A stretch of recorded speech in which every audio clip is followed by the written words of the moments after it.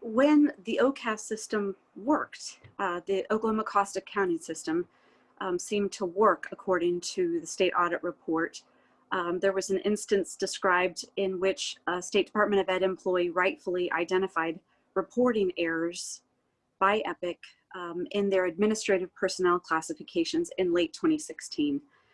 It said that Matt Holder and David Kinney, your former CFO and former general counsel, both have left since then.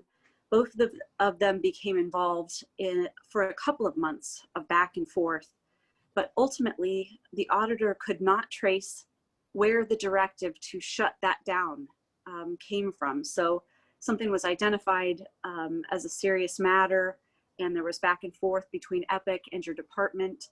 And at some point in early 2017, the auditor was told by these employees of yours that the matter was just deemed closed and life went on. Was it you, Superintendent Hofmeister, who gave the directive to close that matter? I don't know who made that decision, but what I do know is why. And it is my understanding that it is a clear-cut deadline of December the 15th that prevented anyone from making a change to that data. It's also not reported in the audit, but it is, in fact, as you know, there was an ongoing both state and federal investigation that our office and our general counsel were deeply engaged with exactly about this issue and during that time. Okay. If not you, would there have been anyone else that would have had the authority to make that directive? Within the organizational structure, I'm not aware of anybody that would have outranked Matt Holder and David Kinney besides you. This actually, the rule, the way the rule is written, it prevents that. So what you have instead is a need to be able to really react and change that rule, which is what we did once I became aware of what was had occurred back at that time. And instead now, districts have to submit in September what is then their classification as correct information in September, and then that allows for the state statute that can assess penalties for each month leading up to that December 15th deadline to actually correct that. But I think it's also quite a mischaracterization to just simply say things were taken at face value. It is not the case, actually. There are things that we are receiving millions of data points from districts for a variety of state and federal reporting. But in this particular report with OCAS, there's actually something that goes far beyond ordinary reporting. And it can only be the superintendent of the school that submits this data, and that superintendent has to attest to a statement that comes up before that is submitted, and that statement requires this attesting to, quote, "I am aware that any false, fictitious, or fraudulent information or the admission or omission of any material fact may subject me to criminal, civil, or administrative penalties for fraud, false statements, false claims, or otherwise," end of quote. And then they have to separately, for I believe it's 4 different pieces of these reports, take a proactive step to click that applies, that understanding, and that that they're attesting to that for all of those reports within this OCAS piece. And so this is much different than simply having something emailed to the department and not working with districts as our department does with all 540 some districts to try to flag things that are requiring manual examination. So things really need to be changed. I don't think it's acceptable the way things have been done in the past. I think that we have to modernize. There has to be a way to have more automation in the state collection of some of these areas that do not already have a high level of checks and flags and triggers that are automated. You know, I think you've spoken publicly several times. I don't recall if it was last session or the session before, maybe both. You've spoken about believing that your department needs subpoena power. And what this report made me wonder were red flags or instances that you were aware of? Was that one reason that you have sought that subpoena power? Is the first part of the question. The second part is, did EPIC's lobbyists advocate against your request? The answer is yes to both. And it is very, very clear that effort that we, and again, as I became aware of this particular issue, then it leads to asking questions. Why can't we get this information? Why can't we examine what is needed to be able to do more in the realm of that oversight, which I believe we are charged with? And that subpoena power is afforded, it's my understanding, around 40 different agencies. We already have that for revocations, but in this work, which I believe is very important, we need it as well, and that was quashed by EPIC. It is our understanding as well. 2 years in a row. 2 years in a row. It was both years. Okay. Can you speak to, and you sort of address this generally, that change is needed generally, but what other needs does your department have to provide more robust verification and accountability measures that the state auditor seemed to call for necessarily, generally, and thought is, would be necessary for preventing this from continuing or occurring again in the future? Is this about human resources? Is this about funding? What is it that you need to do what it appears that Auditor Byrd is calling for? Yeah, it's more than just one thing. It's about having modernized technology to be able to do what is right now having to be done manually in this area. There are other areas where we have invested for various, to meet various federal requirements with these kinds of validation mechanisms that are in various places, are put in on multiple points in various reports. We want that kind of same accountability, automation, and validation much earlier in these kinds of state level reports as well, so that we can have confidence that the information is accurate from the beginning and that it is able to be swiftly made transparent with confidence with those. I think the other is that it does require a change in the whole systemic nature of having a for-profit model, frankly, operating in a system that was designed for brick and mortar schools that are service-oriented in a singular purpose. We have a clash of cultures right here, and we're trying to assign a system of oversight that was never intended for that model.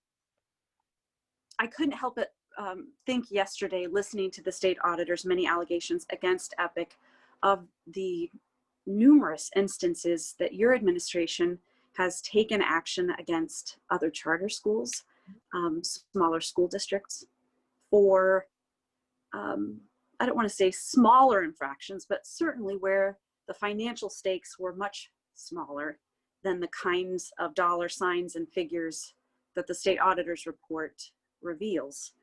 And I wondered, you know, in looking at this or thinking about this in the big picture, do you think that there have been missed opportunities?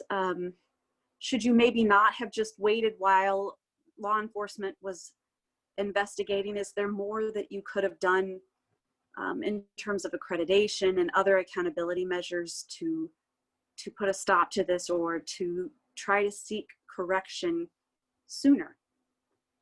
Well, I think that's a very good question. And that is something that I believe you must have something that you're going on that is not interfering with the ongoing either federal or investigative state agencies that are doing the work that they are doing. Instead, they use our office to help them gather the needed information. We have been a part of that almost at a daily level in some periods of time, but all, week by week. This is part of a joint work, and it is one where you do need to have. I think when you compare the two, there is, as you described, in some other areas where we have taken swift action, we've had very clear information that we could examine. But in this particular model, as you are aware, it has taken our own state auditor, who does have subpoena power and the ability of even a grand jury to assist, 15 months to arrive at a report that we are then able to act upon. And it's only part one, apparently. And this is only part one. There's more coming, apparently. And you bring up a fact here when you think about that second aspect of this, that you also, that has evaded our scrutiny as well. So we are talking about something that is quite different, unique, and is growing extremely quickly, and seems to be one step ahead of any kind of legislative change that we've pursued and been successful in getting some. We are very, very grateful for the promise, we hope, of House Bill 1395, if I said that right, yes. And what that might be able to show us, but we can never be complacent in thinking that one bill is going to provide the kind of clarity that I think everyone deserves. These are Oklahoma taxpayers, and we owe that to our taxpayers, and we want that. I think one last big picture question, and I want to give you credit in asking you all these questions about your oversight and your department's work. I think it's important to note that your name was with the governor's on the initial request for the state auditor to do this forensic audit. And you spoke in lockstep with the governor yesterday in reacting to it. But you're the school superintendent for every child in this state, and I wonder what your thoughts are on some of the commentary out there that this is somehow anti-parent choice or anti-charter school. Do you believe that? Do you believe that the state auditor could be motivated politically for those purposes? And what do you say to parents in general? I think a lot more parents have become aware of EPIC and other online learning choices these last 6 months than most people ever dreamed of becoming. And EPIC and other virtual charters have grown exponentially as a result of the current pandemic. And so I think that big picture concern is one I think parents would be interested in hearing you speak to. Thank you. And yes, it is very clear, and the pandemic has made it even more clear that all of our children have different needs. And we know that many are going to need to be face-to-face with a teacher.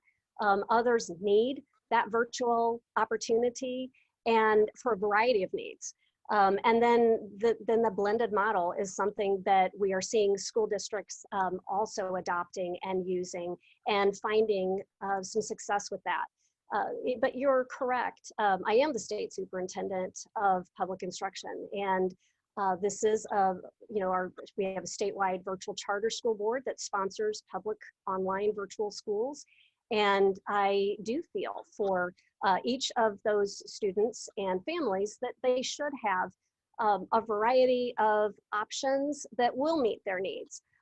But we also have to balance that with a real issue and problem, or I would call it a clash of cultures, of a for-profit business that is driven in a different way than our traditional public schools that will also expand. And I hope that what we've gone through in the last several months since spring can serve as a pull start for our districts who hadn't really waded into virtual learning and recognize that there are some benefits here for students that hadn't had that option within their own neighborhood schools, or the ability to receive that kind of modality and still be on the football team and be engaged in student council.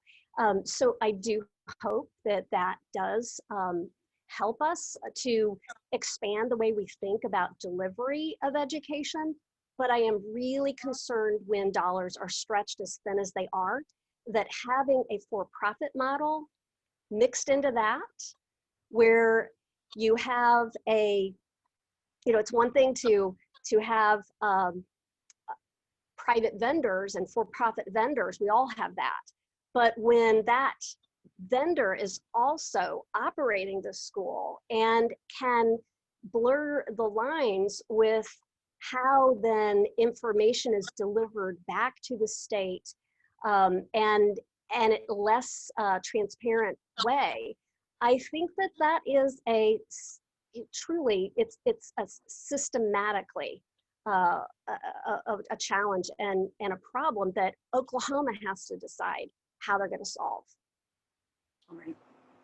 I appreciate it very much. Thank you for answering all of our questions and agreeing to do this by video. Absolutely. Thank you very much, Andrea. Thanks so much. Thanks. Take care. You too.